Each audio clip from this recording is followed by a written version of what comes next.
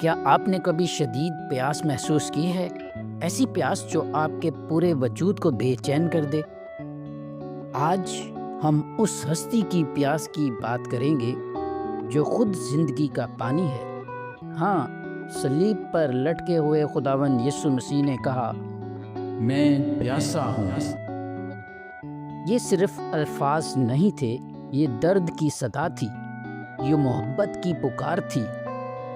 سوچیں، وہ ہاتھ جنہوں نے اندھوں کو بینائی دی آج کیلوں سے جڑے ہوئے ہیں، اور وہ ہونٹ جنہوں نے کہا میں زندگی کا پانی ہوں، وہ آج خشک ہیں، وہ پیاس سے جل رہے ہیں۔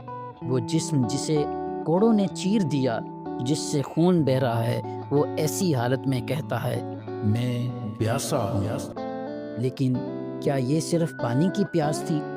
نہیں، یہ پیاس تھی میرے اور آپ کے لیے۔ یہ پیاس تھی کہ ہم گناہ گار بچ جائیں۔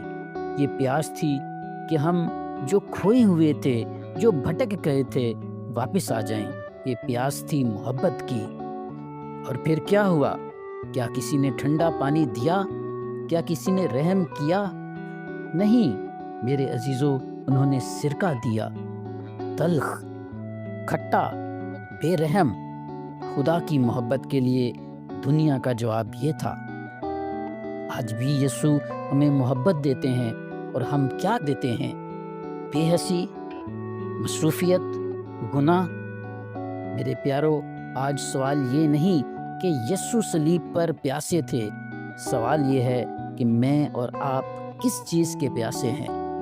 دنیا کے، نام کے، دولت کے، رشتوں کے؟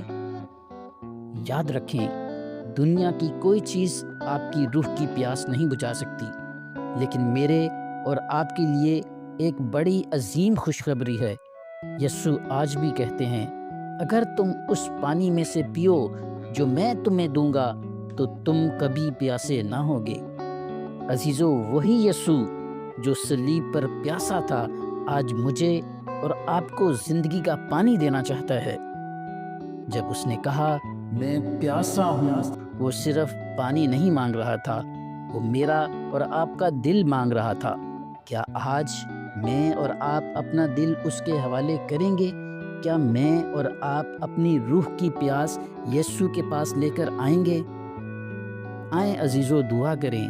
آئے آسمانی باپ، ہم تیرا شکر کرتے ہیں کہ تیرے بیٹے ہمارے خداوند یسوع مسیح نے ہمارے لیے صلیب پر پیاس برداشت کی۔